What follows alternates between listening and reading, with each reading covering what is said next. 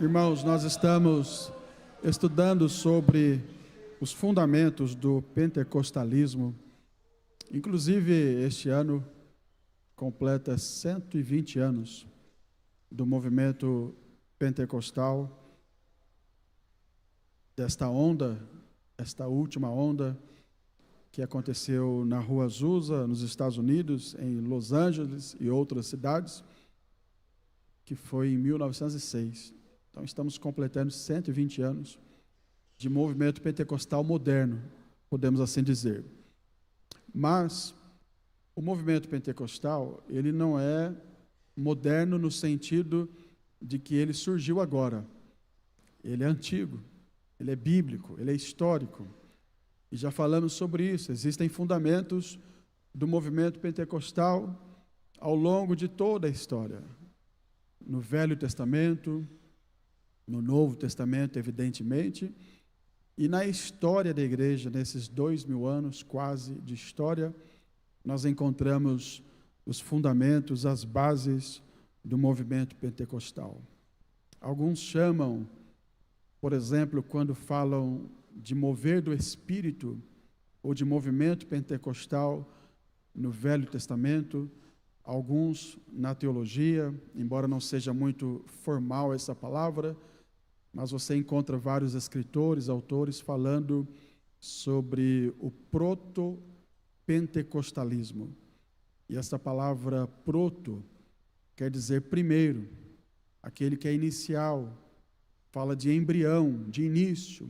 Por exemplo, quando você pega um objeto e fala isso aqui é um protótipo, você está querendo dizer que aquele objeto é um primeiro modelo, é um modelo inicial de um carro, de um computador, de qualquer outro objeto. Então, quando você ouve a palavra protótipo, é primeiro tipo, primeiro modelo. E alguns falam sobre o movimento pentecostal e chamam de proto-pentecostalismo, mostrando que ao longo da história sempre existiu o mover do Espírito. Não de forma como o derramar do Espírito, conforme a leitura de Atos capítulo 2, que já vamos voltar para lá, mas como nuances, como sombras, como pequenos filetes de água que depois vão surgir e vão dar origem a um grande rio, que é o derramar do Espírito Santo. E este movimento a gente encontra ao longo de toda a história. Êxodo capítulo 31, se puder colocar na tela, quando fala ali dos artesãos, dos que trabalhavam de forma manual para a construção do tabernáculo, diz aí o versículo 2 do capítulo 31, eis que eu tenho chamado por nome a Bezalel, filho de Uri, filho de Ur, da tribo de Judá, e olha o que diz o versículo 3, eu o enchi do Espírito de Deus, de sabedoria, de entendimento, de ciência, em todo o artifício. Veja que aí nós temos alguém sendo capacitado com sabedoria, com entendimento, com ciência, e essa capacitação ela não é humana, a Bíblia está dizendo claramente, e o enchi do Espírito de Deus. É uma capacitação espiritual, que vai além de um dom natural, é algo sobrenatural. É um mover do Espírito na vida de alguém, cuja finalidade está no versículo de número 4, o propósito para inventar invenções e trabalhar em ouro, e em prata, e em cobre.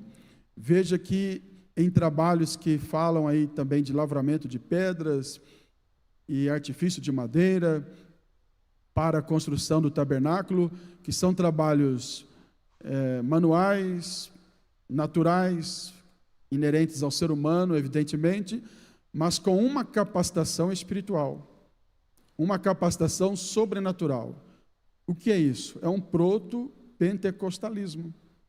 É um mover do Espírito de forma embrionária lá no Velho Testamento, porque a revelação de Deus ela é progressiva, tanto na salvação, quanto também no mover do Espírito. Deus vai mostrando ao longo da história o que Ele vai fazer. E ele vai mostrando de maneira pontual, de maneira esporádica. Você encontra o mover do Espírito na vida dos 70 anciãos, lá em Números, quando eles profetizaram. Então veja que ali é um mover do Espírito. Profecia no Velho Testamento. Saul também profetizou. Profecia no Velho Testamento. Eliseu recebia de Deus revelações a ponto de lá no segundo livro dos Reis, capítulo 6, o rei da Síria reunir os seus soldados, o seu exército, e ele dizer: olha, tem um traidor entre nós, porque todas as vezes que eu vou contra Israel, eles descobrem os meus planos, eles sabem o que está acontecendo. E alguém levanta a mão e fala: rei, não tem traidor. O que acontece é que quando o Senhor elabora os seus planos lá na sua câmara de dormir, lá no seu quarto, lá no seu lugar secreto, íntimo, enquanto o Senhor está elaborando os seus planos para guerrear contra Israel, lá em Samaria, Deus revela para um homem, Eliseu, o profeta, os seus planos. Então veja o dom de revelação lá no Velho Testamento. Isso aconteceu com várias pessoas.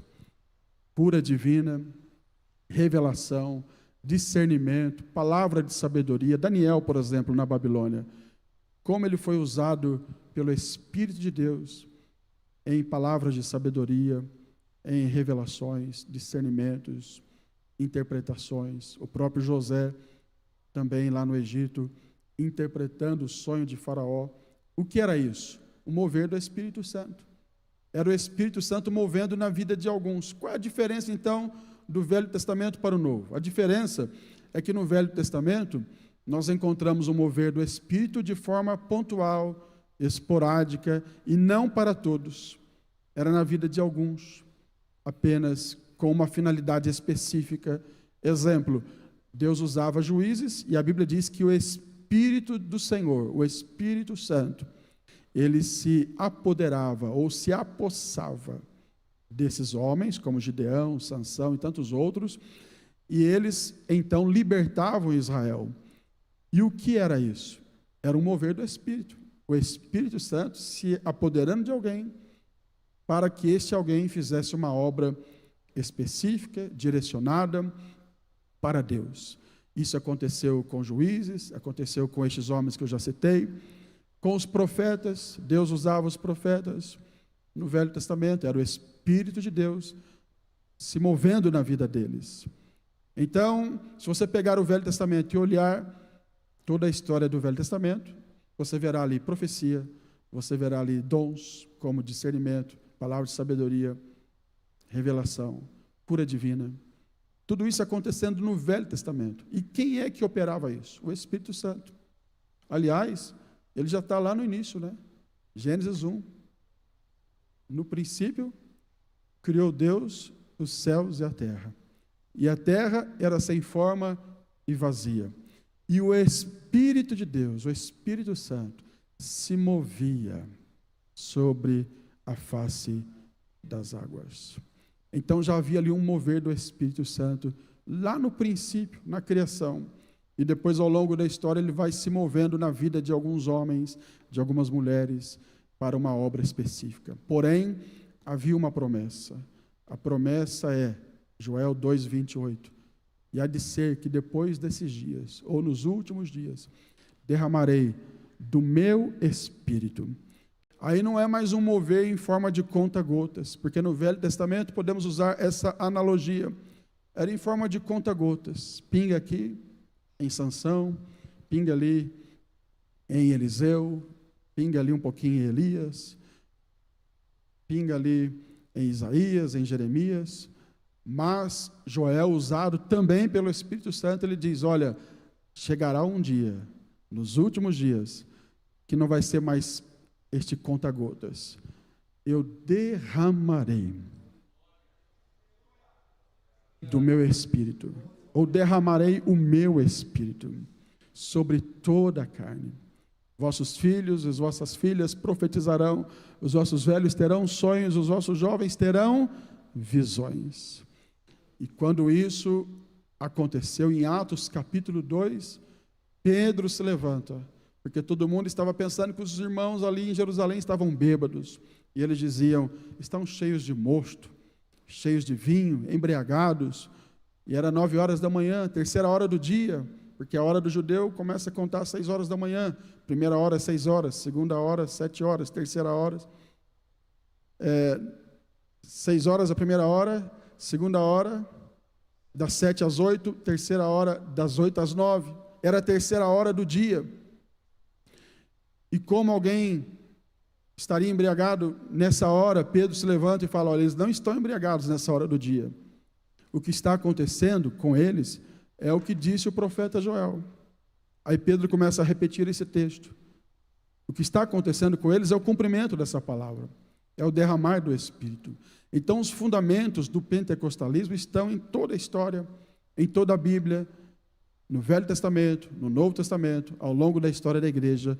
E é isso que nos dá a base para nós sermos chamados de crentes pentecostais. Quando alguém zombar da sua fé pentecostal, você tem argumento para falar. Quem está acompanhando os cultos de ensino, quem lê, quem estuda sobre o assunto, você terá argumento para falar: não, eu não sou um crente que surgiu aí há 100 anos atrás, não, há 120 anos atrás, não. Eu não sou uma ponta solta da história, não. Eu tenho raiz, eu tenho fundamento. Nós temos fundamentos, porque há muitas críticas, né? Alguns dizem: mas a Assembleia de Deus surgiu há 114 anos e quer ter a verdade. Nós não somos donos da verdade, mas nós temos a verdade, que é Jesus. É claro que toda denominação, ela pode falhar em algum ponto ou outro, inclusive pontos doutrinários que são periféricos e que não afetam a salvação, mas no que diz respeito aos fundamentos da fé, os mesmos fundamentos de qualquer outra igreja cristã que segue a Bíblia, nós também pentecostais temos os mesmos fundamentos, as mesmas bases. E no que diz respeito ao Espírito Santo, isso não é algo novo, não é algo que surgiu há 120 anos atrás, na Rua Azusa, não é algo próprio e exclusivo da Assembleia de Deus, uma invenção de crentes assembleanos, ou de crentes de Cristã do Brasil, ou de crentes da Deus e Amor, Brasil para Cristo, outras igrejas pentecostais. Não é uma invenção nossa, isso é bíblico.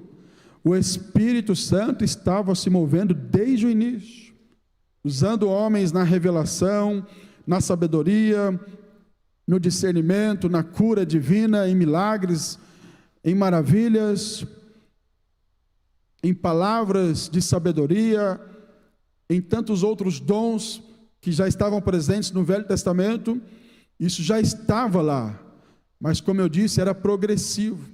Deus ia mostrando um pouquinho aqui, um pouquinho ali, outro pouquinho acolá, mas chegaria o dia do derramar. E esse dia, Jesus falou sobre ele, quando ressuscitou. Lucas 24, 49. Mas ficai em Jerusalém, até que do alto sejais revestidos de poder. E no início ele fala: eis que sobre vós eu vos envio a promessa do meu Pai. Havia uma promessa de derramar do Espírito. Esse aí é o fundamento da nossa fé. Quem está me entendendo, diga amém. Aí está a base da nossa fé. E Jesus reforça isso dizendo: fica lá esperando. Fica em Jerusalém, porque a promessa do Pai será enviada sobre vocês. E os crentes estão lá em Jerusalém agora, no cenáculo, reunidos. E ali quase 120 irmãos que permanecem até o final em oração. Aí chega o dia do cumprimento da festa de Pentecoste, o 50º dia da festa judaica, que começou com a festa da colheita e termina sendo a colheita, a festa de Pentecoste, o 50º dia. E nesse dia, então, diz a Bíblia, que de repente, Atos 2 e 1, e aqui eu quero abordar algo com os irmãos, de repente. A palavra de repente quer dizer repentinamente. E a ideia que passa para nós aqui é de imprevisibilidade. Os crentes criam, os crentes oravam e os crentes esperavam. Mas os crentes não programaram, porque a descida do Espírito Santo o mover do Espírito Santo não é algo que você coloca na agenda. Não é algo que você coloca na programação do culto. Olha, 3 hinos da harpa, vai ter a leitura, coral vai cantar, mocidade vai cantar, e depois da mocidade o Espírito Santo vai descer. Não existe isso. Não existe uma programação. É por isso que a Bíblia diz, de repente. O que a igreja faz é orar. Quem ora pela manifestação do Espírito Santo? O que a igreja faz é esperar. Quem espera um mover do Espírito Santo? O que a igreja faz é crer. Quem crê no mover do Espírito Santo também nesses nossos dias? Eu não estou dizendo na vinda dele para habitar no crente, porque todo crente já tem o Espírito Santo. Todo crente em Jesus já é templo e morada do Espírito Santo. Mas estou falando de um mover dele. Eu estou falando de um derramar, de uma capacitação, de um revestimento, de batismo com o Espírito Santo, de um reavivamento, de um despertamento, de uma renovação. E de tempo em tempo ele faz isso. Há 120 anos atrás ele fez na Rua Azusa. E essa onda de avivamento veio até os nossos dias. Mas escute, o que Deus fez há 120 anos atrás, gerando um grande mover do Espírito que impactou todo mundo. O impacto não foi só espiritual, porque isso aconteceu a partir de um negro, que era alguém discriminado na sociedade. O líder desse movimento, um dos grandes líderes, era um negro.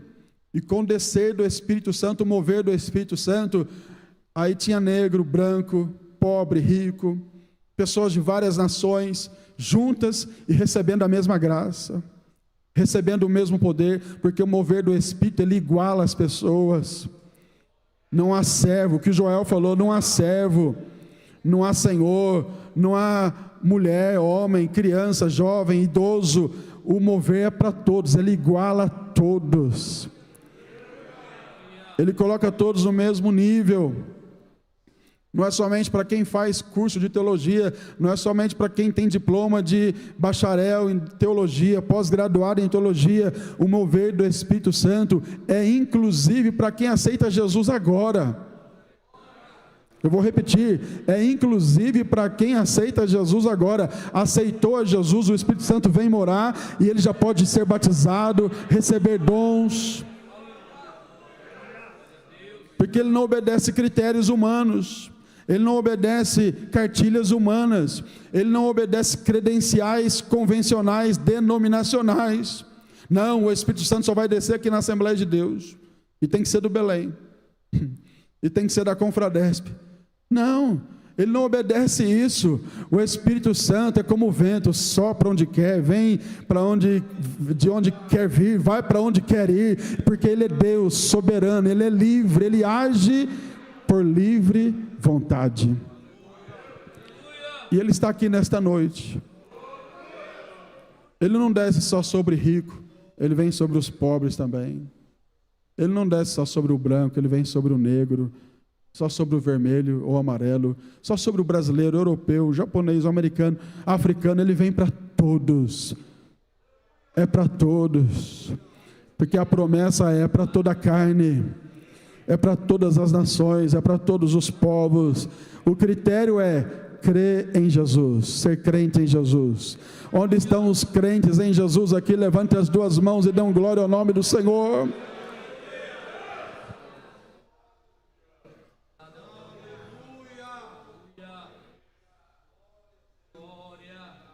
Então, voltando em Atos 2:1, ou 2:2, melhor dizendo, veio de repente, é repentino. Isso fala da imprevisibilidade, é um princípio do pentecostalismo, imprevisibilidade.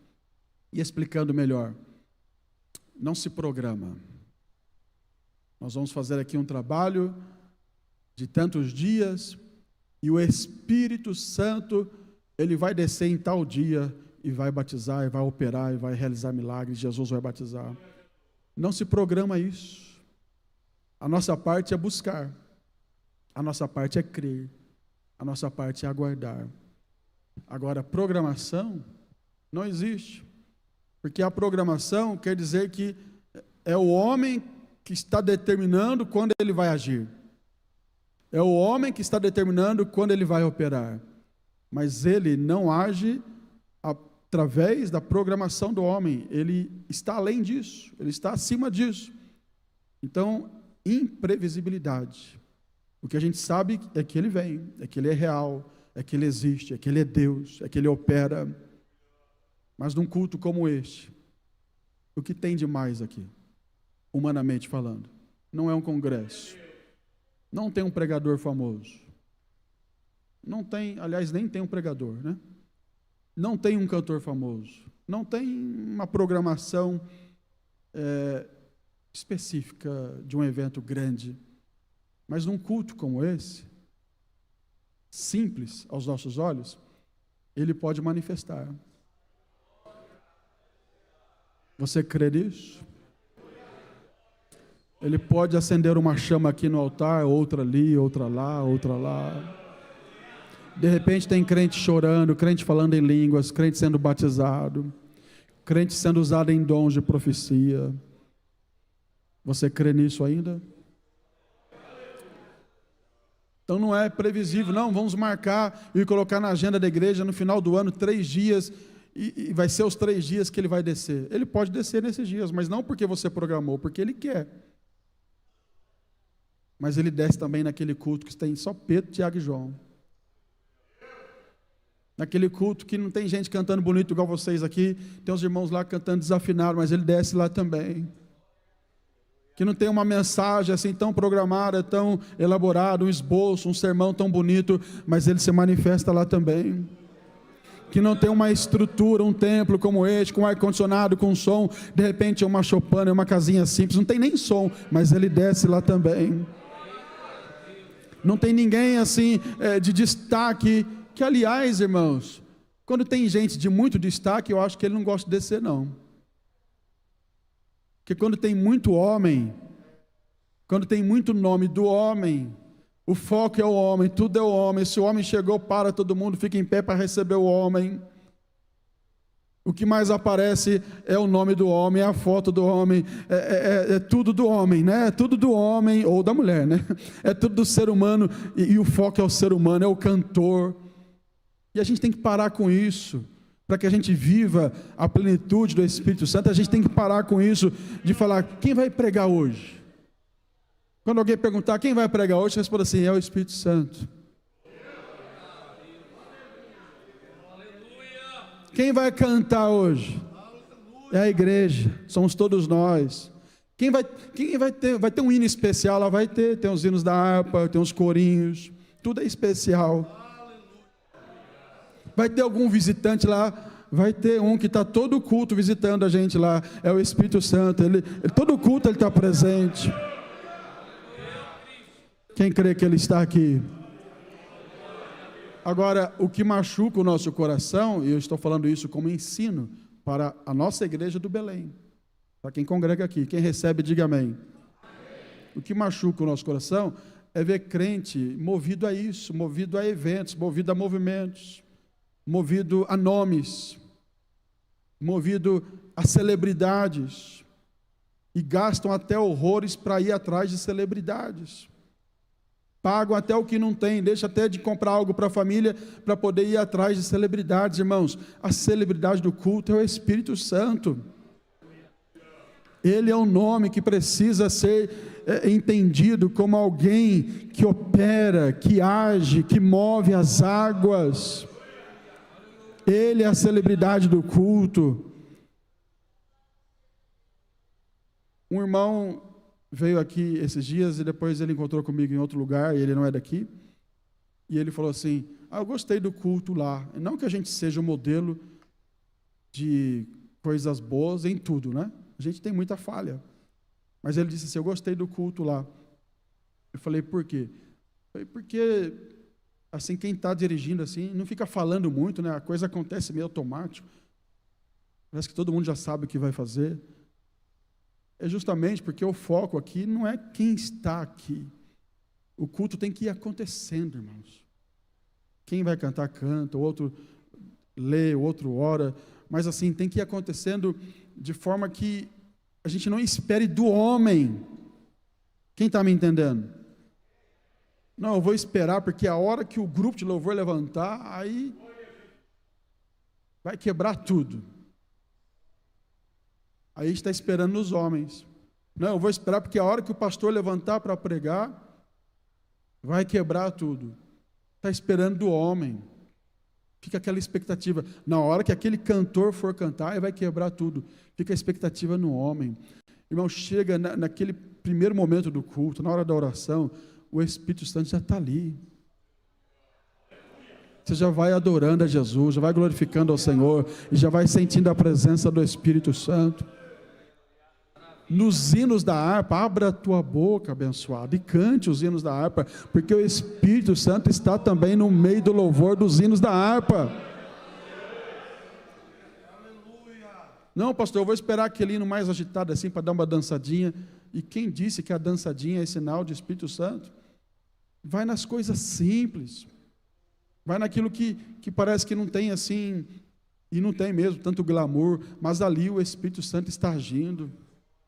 Num gesto de um irmão, de uma irmã, de um diácono, de um cantor, de alguém que está tocando, o Espírito Santo está agindo. Mas seguindo aqui, de repente, então é algo imprevisível, não se programa, é obra de Deus, é programação do céu, é a agenda do céu. O mover do Espírito Santo é a agenda do céu. Diga comigo, o mover do Espírito Santo é a agenda do céu.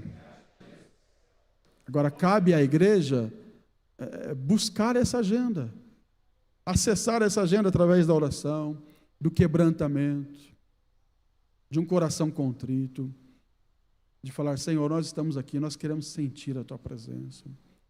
Nós não admitimos sair do culto sem derramar uma lágrima.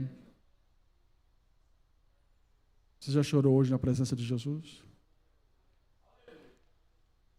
Você já disse um glória a Jesus? Seu coração já ferveu hoje com a presença do Espírito Santo? Não admita ficar aqui no culto apenas como uma rotina religiosa, que você sinta Ele aqui.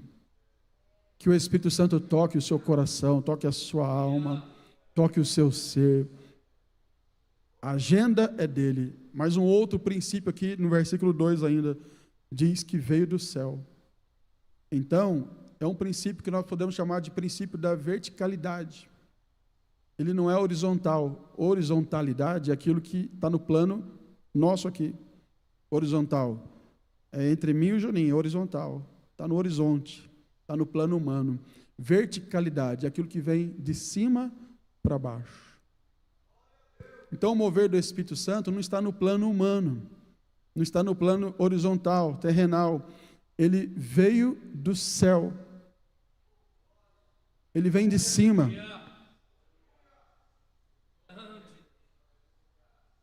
É Deus abrindo a torneira e derramando a água, vamos assim dizer.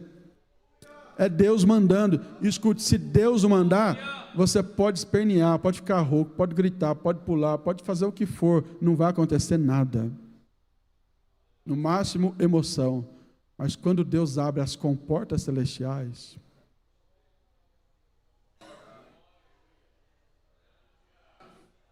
aí, irmão, começa a pipocar.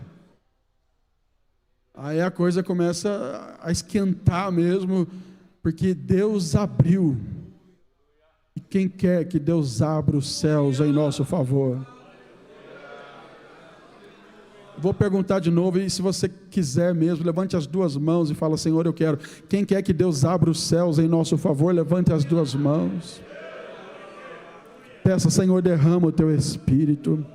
Derrama, Senhor, a tua unção, derrama a tua graça. E Ele pode derramar aí agora. Busque, ore, creia. Ele pode e Ele quer derramar aí agora. Então veio do céu, fala da verticalidade. O homem, ele não pode querer promover isso com ações de marketing, com estratégias. Vamos falar do batismo com o Espírito Santo, por exemplo. ensinar alguém a falar em línguas. Tem movimentos que ensinam, né? Fala isso, isso, isso. Aliás, crente, verdadeiramente crente, nem brinca em falar em língua estranha. Vou repetir, nem brinca em falar em língua estranha. Não se conta piadas sobre língua estranha e não se imita em línguas estranhas, porque isso é algo que vem do céu. Quem pode dizer amém? Vem do céu. Então não tem uma programação humana, não tem uma agenda humana, não tem estratégias humanas, marketing. Nós vamos cantar esse hino aqui, porque se cantar esse hino aqui, ele vai mexer com as emoções e aí o céu vai abrir. Não. Pode ser meramente emoção. O mover do Espírito Santo verdadeiro, genuíno, bíblico, é o céu que abre. E você não tem a prerrogativa, e eu também não, e ninguém tem, de abrir o céu. Repito, o que a igreja faz é orar.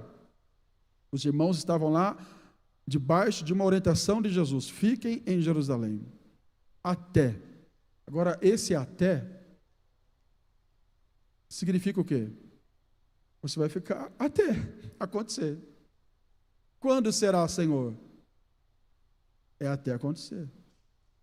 Isso implica em persistência, em fé, em confiança. Porque, muito provavelmente, eram muito mais irmãos. Mais de 500 irmãos viram Jesus ressurreto. Paulo declara isso em 1 Coríntios capítulo 15. Porém, desses 500, quantos que estavam no cenáculo em Atos capítulo 2? A Bíblia diz quase 120, não era 120, quase 120. Mas arredondando a conta, 120. Então veja, vamos analisar que fossem 500 irmãos no início. E no final nós temos 120, isso dá quantos por cento? 20 e poucos por cento? Quase 80%, mais de 70% já havia desistido. E eu te digo uma coisa nessa noite, não desista. Pastor, eu estou orando há muito tempo para ser batizado com o Espírito Santo. Jesus pode te batizar hoje. Pastor, eu estou orando há muito tempo para receber dons espirituais. Jesus pode te dar dons hoje, não desista. Diga pelo menos para 2 aí, não desista, irmão. Continua buscando. O mesmo Espírito que se manifestou no cenáculo em Jerusalém, em Atos capítulo 2, ele está aqui. Ele é o mesmo, ele não mudou. Então não desista, porque vem do céu. Pode ser hoje que Deus vai resolver abrir a comporta e derramar sobre a sua vida uma porção especial do Espírito Santo, um revestimento de poder, uma capacitação. Enquanto eu prego aqui, o Espírito Santo pode capacitar alguém para o santo ministério. Enquanto eu prego aqui, o Espírito Santo pode capacitar alguém para a obra missionária. Enquanto eu prego aqui, o Espírito Santo, usando aqui uma linguagem figurada, uma analogia, ele pode estar passando por aí com um cesto cheio de presentes e entrega para um, olha, está aqui, você vai ser usado no louvor. Está aqui uma capacitação para você louvar o meu nome. Quem crê que o Espírito Santo faz isso? Ele passa ali no círculo de oração e fala, está aqui, você vai ser capacitada para ser uma líder, uma regente. Quem crê que o Espírito Santo faz isso, ele fez com Bezalel, ele continua fazendo. Ele pode passar aí no meio dos irmãos e falar, olha, você será capacitado hoje para ser um pastor, um presbítero, um diácono, um evangelista, um missionário. Escute, o Espírito Santo está aqui nesta noite. E eu não estou falando isso para emocionar ninguém, é uma linguagem figurada, é uma analogia. E eu posso ver pelos olhos da fé, ele passando pela igreja e ele dando presentes para alguns crentes. Não se conforme em molhar os pés apenas na água. Vai entrando, irmão. Lá no livro de Ezequiel fala: entra mais um pouco, caminha mais 1000 metros, vai caminhando até você chegar num ponto do rio que você não vai ter mais chão. Você vai nadar nas águas do Espírito. Ele está aqui hoje. Você pode sair daqui hoje inundado pelo poder de Deus. Quem crer nisso, levante as mãos, abra a boca e dê um brado de glória ao nome do Senhor Jesus. Ele pode hoje fazer algo extraordinário. Atos 2:2.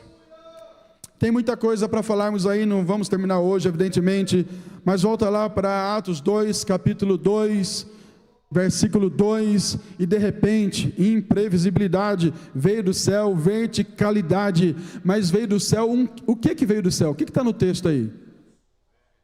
Veio do céu o quê? Tem um outro princípio aqui, sonoridade. Tem barulho. Agora, não é barulho pelo barulho. É um som que é de Deus, que veio do céu.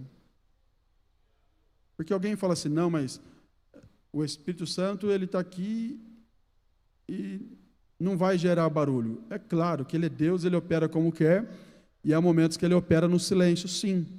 Mas escute, quando há um mover dele, quando há um derramar dele, quando há um despertar, um avivamento, um despertamento, é inevitável a sonoridade.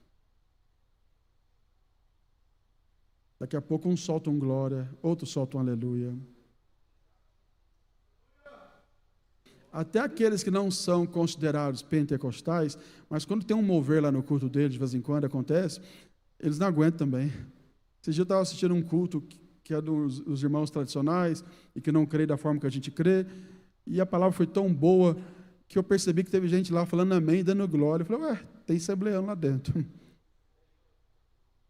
Um dia nós fomos numa igreja batista, lá na nossa cidade, Cruzeiro, talvez o Dinim estivesse nesse dia. Meu pai foi pregar e a nossa igreja foi cooperar e tocar, eu era músico, o Dinim também, fomos lá cooperar, e chegou lá, antes de chegar lá, meu pai falou assim para a gente: olha, a nossa igreja era no alto do morro, e descia lá perto da escola, onde você teve o privilégio de me conhecer, e depois casou comigo, no Major Hermógenes, pertinho do Major Hermógenes, tem uma igreja batista ali. E o pastor da igreja batista ali, muito amigo do meu pai, muito amigo nosso, e ele foi corajoso, convidou a Assembleia de Deus para ir lá, e o pastor da Assembleia de Deus para ir pregar.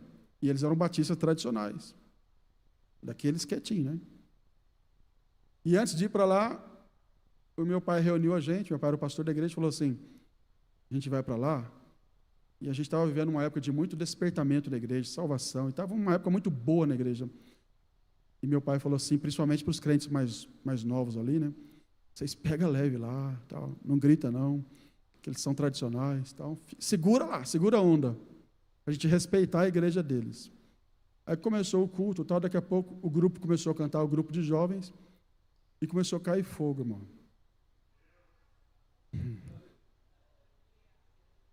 Aí quem controlava? Eu só vi meu pai vermelho assim, preocupado. Aí o pastor batista falou: pode deixar, deixa. Aí daqui a pouco eu vi uns irmãos batistas também levantando a mão, dando glória a Deus. Porque o mover do Espírito, ele gera barulho. Esse negócio de crente falar assim: não, eu sinto, mas é só aqui dentro. Não, não tem não, irmão. Crente pentecostal, não. Eu respeito o comportamento, a natureza e o temperamento de cada um. Eu, por exemplo, eu sou meio introvertido, assim, eu não sou de muito... Se eu dançar aqui, eu acho que eu quebro a perna, caio. Tem gente que tem mais facilidade, né, para essas coisas. Eu sou meio introvertido, mas o mover do Espírito, ele gera um barulho. O crente não aguenta. E se segurar muito, explode, porque é igual panela de pressão.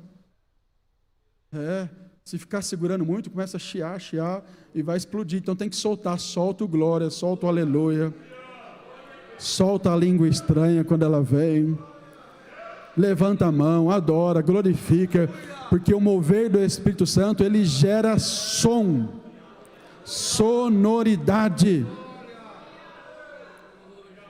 Se coloque em pé em nome de Jesus.